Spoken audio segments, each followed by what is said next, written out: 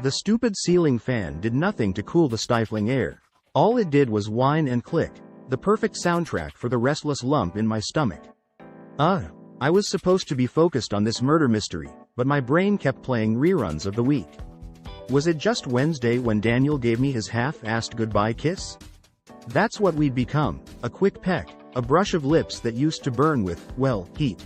Allison, your turn to read.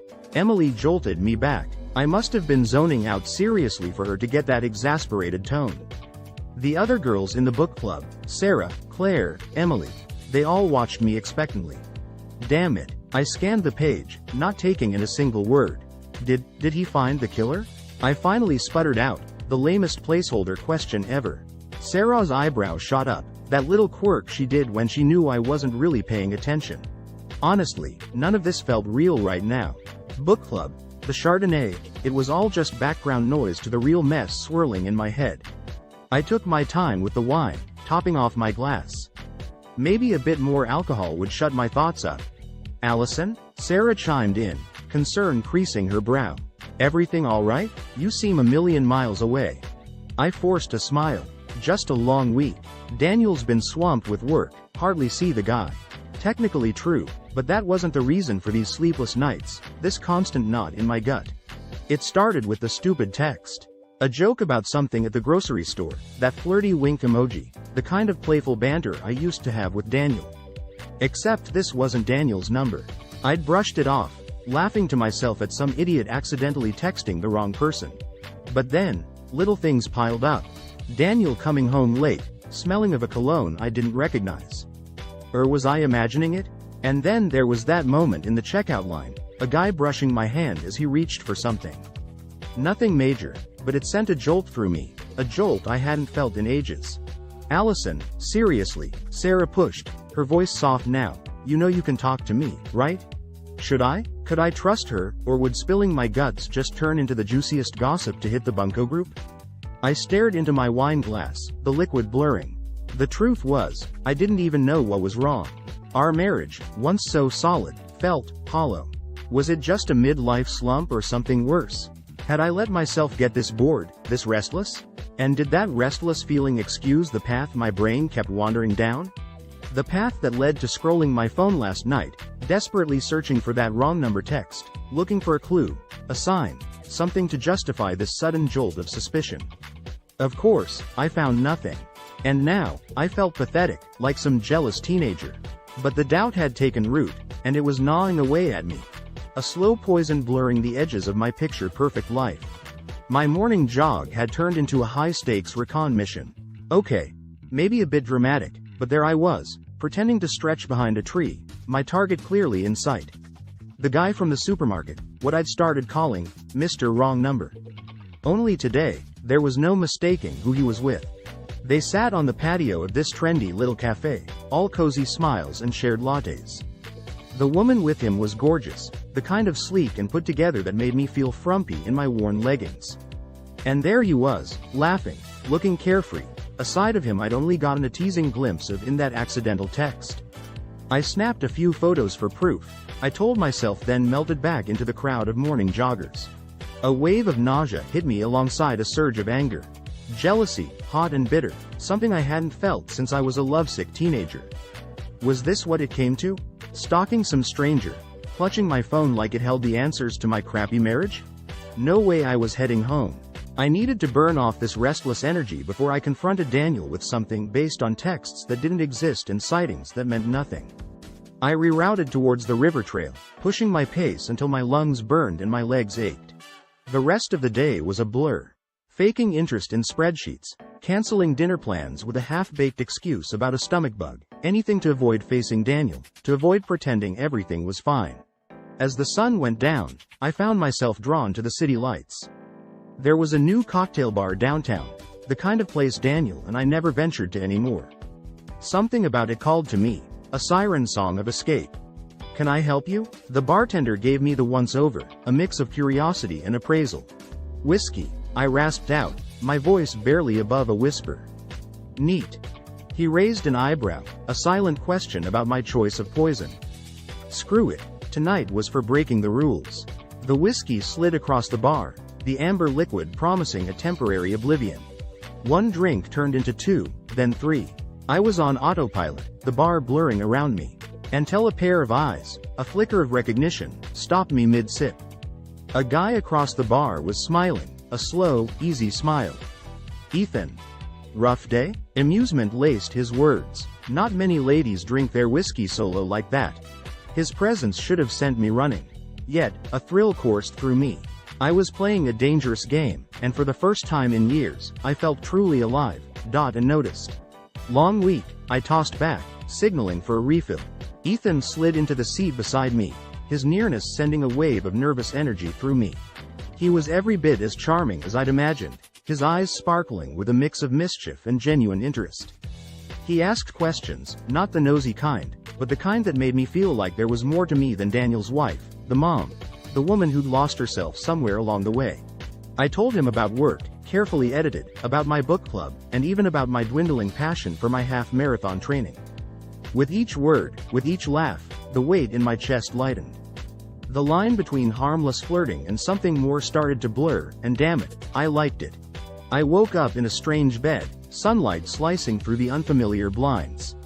My head throbbed, a harsh reminder of last night's whiskey-fueled escape, and something far more dangerous, the way Ethan's hand lingered on my back as he'd walked me to a cab. Panic gnawed at me. Where was I? When? It hit me. This wasn't my home, my bed, my life. I scrambled for my phone. A sickening wave of dread crashing over me. 5 missed calls from Daniel? "Sorry babe." I croaked into the phone when he finally picked up, my voice hoarse. Crazy stomach bug. Still not feeling great. My lies weren't getting better, just bolder. I snuck back into my own house like a thief, stripping off last night's dress, evidence of a life careening wildly out of control. The shower couldn't wash away the lingering trace of Ethan's cologne, or the guilt that burned hotter than the water scalding my skin. This was wrong. All of it. Yet, even as shame twisted in my stomach, I couldn't deny the jolt of anticipation at the thought of seeing Ethan again. It was insanity, a reckless desire to fan the flames I knew would eventually consume me. The rest of the week became a blur of half-truths and fabricated excuses. Daniel was distant, that much was obvious, but was it my guilty conscience, or was he starting to suspect something? The thought sent shivers down my spine. One morning, as I meticulously applied my concealer, I caught sight of my reflection. Was that a spark in my eyes I hadn't seen in ages? A flush in my cheeks? Sarah's words echoed in my head. "You seem different lately." Had my reckless affair made me more vibrant, or just made me look like I was hiding something? It wasn't just Ethan anymore. Everywhere I looked, men seemed to flicker into focus. The charming barista I used to ignore, the trainer at my gym whose casual smile suddenly sent a thrill through me. Was this what being desired felt like? It was addictive, a heady drug I couldn't seem to quit. A text from Ethan lit up my phone, a jolt of electricity zapping through me. An invitation to lunch, supposedly to talk about work stuff. The thrill mingled with guilt, a toxic cocktail that was becoming my normal. Lying felt less like a choice, more like a necessity. At the restaurant, under the guise of discussing a project, his hand found mine across the table. The moment our fingers interlaced, it felt inevitable, a dangerous, delicious slide into darkness. He leaned closer, whispering words meant only for me, words that ignited a fire I couldn't put out, not even if I wanted to. That fire burned hotter every day. Each rendezvous with Ethan, each stolen moment was more daring than the last. The web of lies grew so tangled I could barely remember the truth anymore. But I didn't care. The thrill now outweighed the guilt, a twisted kind of freedom in losing all control. Yet, in the quiet of the night, as I lay beside Daniel's sleeping form, the guilt gnawed at me again. How could I look him in the eye, knowing what I'd become? I was flying high and crashing hard all at once. 1 minute, Ethan's text sent me spiraling into giddy anticipation. The next I'd be gripped by fear, waiting for the other shoe to drop, for my whole world to shatter. It was exhilarating and terrifying, and I was losing my grip on reality. Sarah wasn't the only one who'd noticed a change in me. The smiles directed my way felt tinged with a hint of knowing, a hint of pity. Whispers seemed to follow me down supermarket aisles. Glances lingered just that bit too long in the office. Had I always been this obvious, or was this the price of playing my dangerous little game? At home, Things weren't getting any easier. Daniel eyed me with a narrowed gaze that made my skin crawl. He wasn't yelling, wasn't accusing me outright. That would have been better, a release compared to this silent tension. Instead, there were questions, carefully worded traps. That was a late meeting, he'd say casually, and I'd spin some yarn about traffic, about extra reports. I painted a masterpiece of deceit with each stroke, and the guilt was suffocating. Yet, the fear was its own kind of thrill. Getting caught, being found out. Had that become a twisted part of the game? I'd leave a trace of lipstick on Daniel's coffee mug, let my phone buzz indiscreetly at dinner, tiny rebellions fueled by desperation. Ethan was changing, too. No longer the charming escape, his calls became demanding, his texts needy. The glow was fading, replaced by something possessive, something I didn't like. But I was trapped, addicted to the chaos I'd created. The stolen afternoons with him weren't about romance anymore, they were about survival, about clinging to the wreckage of my thrill ride. Then came the bombshell, delivered by Daniel with a forced smile. Surprise. I booked us a weekend getaway. That cute little inn in the mountains, remember? My heart hammered like it was trying to escape my chest. Was this it, an elaborate trap to catch me? Or some pathetic attempt to reconnect with a woman who barely resembled his wife anymore? Sarah cornered me in the grocery store parking lot, her usual warmth replaced by urgency. "Allison," she said, her voice low, "people are talking. I know what you're doing, and it's not just your marriage you're destroying, it's your whole life." Her words stung more than any accusation from Daniel would have. Panic surged through me. I was playing a game where the rules kept changing, hurtling towards a disaster I couldn't even fully comprehend. And with that fear came a chilling realization. Getting caught wasn't just part of the thrill, it might be my only escape. The damn birds chirped too happily as I forced myself to smile over a breakfast I couldn't stomach. This quaint bed and breakfast was the perfect picture of romantic charm. It should have felt cozy. Instead, it felt claustrophobic, a gilded cage in the middle of nowhere. Daniel was trying. I saw it in the way his forced stories over buttered toast were meant to spark conversation, to rekindle some semblance of what we once had. It made my insides clench with guilt. Every laugh line on his face seemed to scream, failure, back at me. My buzzing phone offered a desperate escape. I feigned a splitting headache and retreated to the plush armchair by the window. Ethan's frantic texts made my own anxiety spike. He was parked by the old mill, getting impatient, reckless. That familiar surge of twisted excitement coursed through me. Even with disaster looming, the pull of Ethan, of the chaos, was too strong. Just going out for some air, I lied to Daniel, the words sliding effortlessly off my tongue. He barely looked up from his crossword puzzle, the hurt in his eyes fleeting but undeniable. The old mill was shrouded in shadow, a stark contrast to the picturesque landscape surrounding it. Ethan was waiting, his pacing a sign of his growing desperation. Our meeting wasn't about romance anymore, it was about addiction, a twisted need for a fix. We fell into each other, frantic and messy. Afterwards, as I brushed dirt off my dress, the shame hit harder than ever. Ethan wasn't my escape anymore, he was another shackle. Back at the inn, I wasn't just lying to Daniel, I was throwing it in his face. There was a new edge to my smiles, a hint of defiance in my touch. Each lie became a weapon, each smile a small act of revenge against the man who was both my victim and my jailer. Dinner that night was a twisted parody of a romantic evening. Candlelight, wine, and the simmering tension between us that had nothing to do with desire. His forced laughter, my feigned enthusiasm. We were actors in a play neither of us wanted to be in anymore. When he slipped his hand across the table, the gesture that used to ignite a spark in me, all I felt was revulsion. This whole charade, the romantic getaway. Was this Daniel's way of finally gathering proof? Was he waiting for me to slip up, to finally give him the reason to walk away? The thought sent a thrill through me that was a sickening blend of defiance and desperation. Maybe I wanted to be caught. Maybe that was the only way out of the twisted, claustrophobic maze I'd built for myself. I could feel him unraveling right in front of me, and a sick part of me relished it. Daniel's usual calm demeanor had been steadily chipping away. No more kind smiles, just a tightness around his mouth, a coldness in his eyes that mirrored the ice in my own heart. He watched me, not with anger, but with a detached curiosity that was even worse. He was collecting evidence, tiny pieces of a puzzle I could no longer control. The game had shifted. He was the hunter now, and I, the increasingly desperate prey. Work became a minefield. My forced cheerfulness with colleagues felt like a parody of who I used to be. Their half-hearted invitations to happy hour fell flat. I wasn't just having an affair, I was the office pariah, the woman everyone whispered about. In a reckless bid to reclaim some sense of power, I ramped up my dangerous flirtations. There was Jim from accounting, with his lingering glances, and the way I'd, accidentally, bump into him at the coffee machine. The thrill wasn't in the actual seduction, but in Daniel's silent observation, his growing anger simmering just beneath the surface. My phone had become a ticking time bomb. One night, as we sat side by side on the couch, the silence crackling between us, Daniel casually reached over. "Do you mind if I look at something on your phone?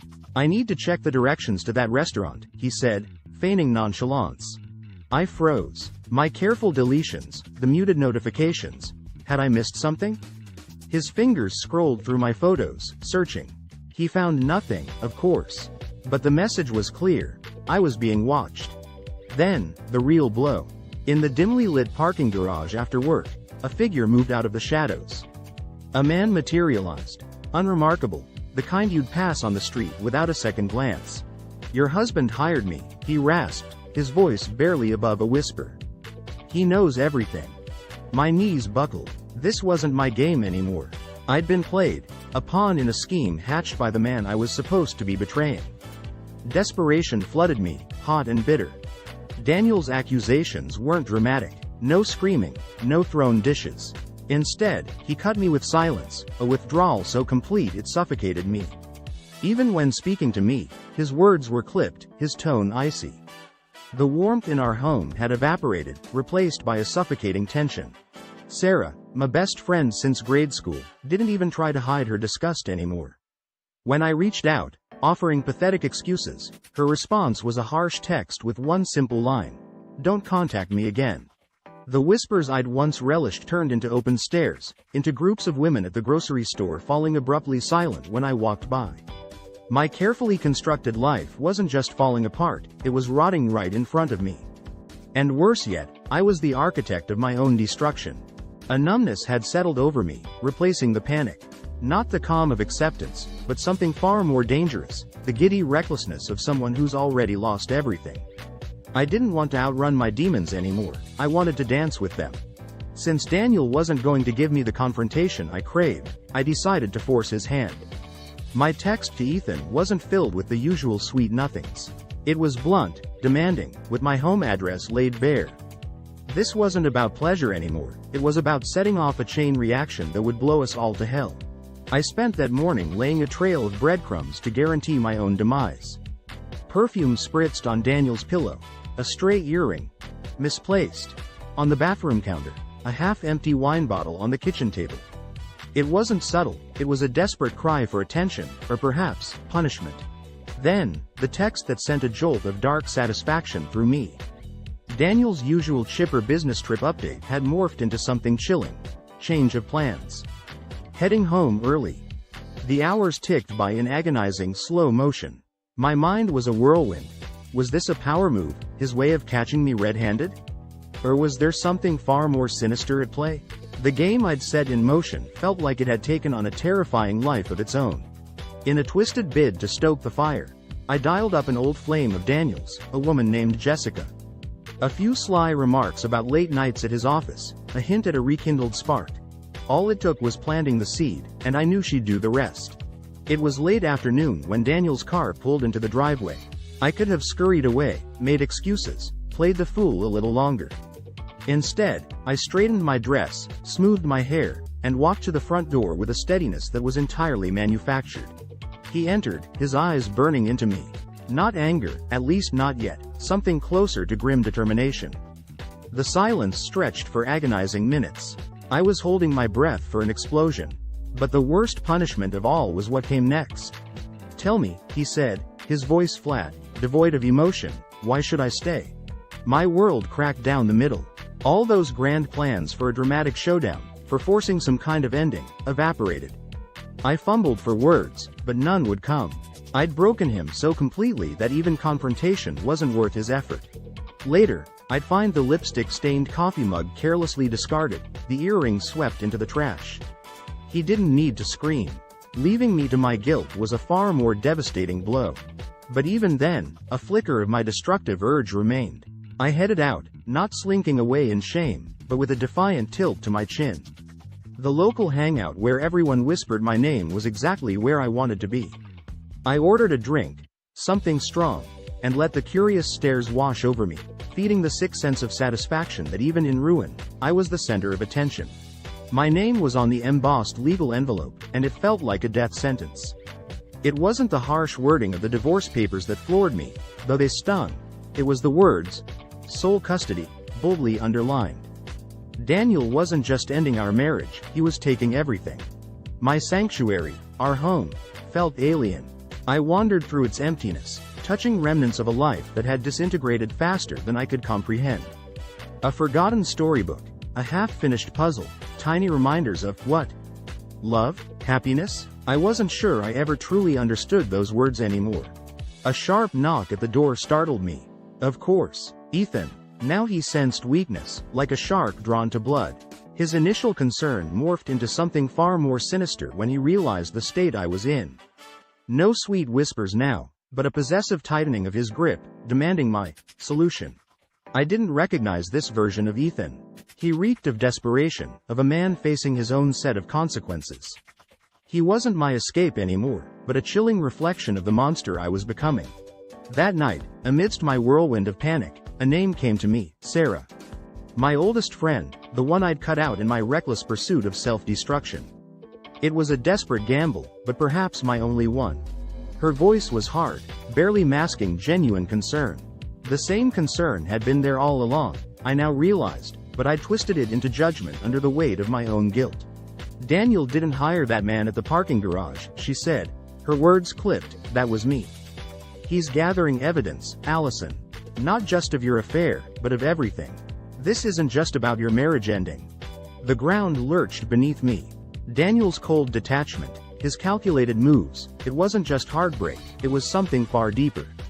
Was I a pawn in a twisted game of vengeance, a fool who'd played right into his hands? The confrontation came sooner than expected. Daniel stood on my doorstep, not the heartbroken husband, but a stranger with eyes like ice. He laid it out. The documented dates, times, the players I'd so carelessly drawn into my web. It was damning, precise, and utterly soul-crushing. The words I longed to scream died in my throat. Excuses felt pathetic in the face of such meticulous proof. What defense did I have for the destruction I'd wrought on not just our lives, but the lives of others? I began, my voice barely a whisper. But there was nothing to say. Shame wasn't a strong enough word for the sickening realization crashing over me. I destroyed lives with a recklessness I struggled to comprehend. That night, under the cover of darkness, I packed a single suitcase, a pathetic testament to the wreckage I'd created. I left behind the divorce papers, the house, the town that had become a suffocating tomb. I wasn't running towards something, but away from the monster I saw reflected in the mirror every morning. The generic motel room smelled of stale cigarettes and desperation, an appropriate backdrop for the woman I'd become. Every time I looked at my stark reflection in that cracked mirror, I barely recognized the hollow-eyed stranger staring back. The adrenaline that had fueled my escape had evaporated, leaving behind a crushing sense of emptiness. This wasn't freedom. This was exile, a prison of my own making. With each hour ticking by, the weight of what I'd lost pressed down heavier. The thrill was dead, replaced by a bone-deep weariness and shame so profound it was almost a physical pain. Memories of lazy Sunday mornings with Daniel, the way our laughter used to fill the house. Those images felt like they belonged to a different person, a lifetime ago. A shred of defiance clung to me, a last, pathetic flicker. I wasn't going to crumble completely. I searched online, found the name of a cutthroat divorce attorney, a woman infamous for leaving ex-husbands bleeding dry. I dialed the number with trembling hands. This wasn't about winning, or even getting what I deserved. It was about fighting back, about not letting Daniel walk away completely unscathed. That burning need for vengeance was one of the few emotions I could still feel clearly. He didn't try to track me down. No tearful pleas for reconciliation, no angry demands. The silence from back home was far more brutal than any confrontation could have been. I imagined him there, in his house, methodically erasing all traces of me. The thought stung, yet I understood. I was the stain he needed to remove. The call that did come was the one I dreaded yet longed for. My mother. Her usual warmth was gone, replaced by a strained tone that was a mix of disappointment, worry, and a lingering, almost desperate need to protect her child, even a broken one. Sleep, when it finally came, was no escape. It was a battlefield where distorted faces danced just out of reach. Daniel, his eyes filled with such cold contempt it cut deeper than hatred. Ethan, his possessiveness monstrous in the dreamlight. Sarah, her pity more agonizing than any judgment. The morning light filtering through the grimy curtains didn't bring fresh resolve or the comforting illusion of a fresh start. Instead, there was just a raw awareness of the monumental task before me. Rebuilding a life from the ashes of my own spectacular destruction. I didn't even know where to begin, let alone if I had the strength. But sitting in that desolate motel room, feeling utterly alone, a strange realization washed over me. Running away hadn't solved anything. That's when I decided the running was over. I walked back into town with the weight of 1,000 eyes upon me. There were no dramatic confrontations in grocery store aisles, no angry crowds waiting just beyond my motel door. But the judgment was palpable. A whispered hush falling over groups of women as I passed, a sympathetic yet distant smile from the old man who ran the corner store, the awkward averted gazes of people I once called neighbors. This was my self-imposed walk of shame, and it cut far deeper than any scorn-filled insults. I craved the house, the familiar four walls that had turned into a cage of my own making. But even worse than the judgment was the emptiness echoing within those walls. Every discarded coffee mug, every forgotten sock was a painful reminder of what I'd shattered. Running got you nowhere, the divorce attorney stated flatly, flipping through the stack of papers chronicling my indiscretions. Now, let's talk real-world consequences. Her words were a splash of cold water. I half expected promises of crushing Daniel, of reclaiming what I thought was mine. Instead, she laid out the brutal reality. The fight for custody would be long and dirty, the division of assets wouldn't be in my favor, and the town's collective whisper was unlikely to turn into a chorus of support anytime soon. With a shaking hand, I reached for my phone.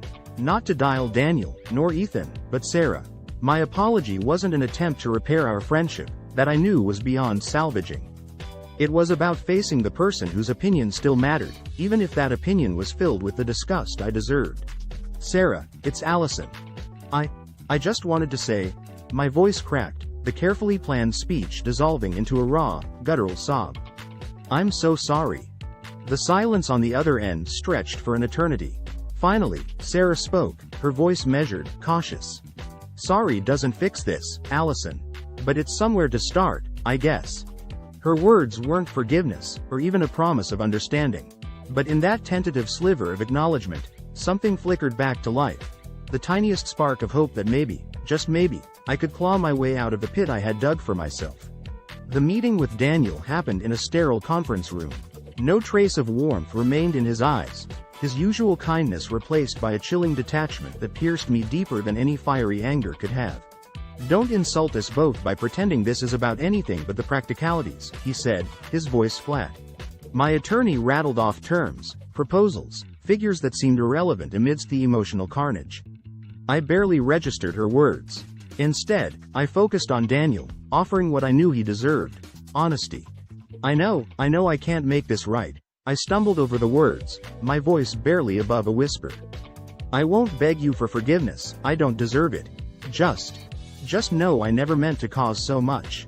The word pawn felt too weak, yet it was all I could manage. Daniel held my gaze, a flicker of something that might have been disgust crossing his features. Yet, no outburst came. He simply stood, collected his files, and walked out with a precision that left me feeling hollow, exposed, and utterly alone.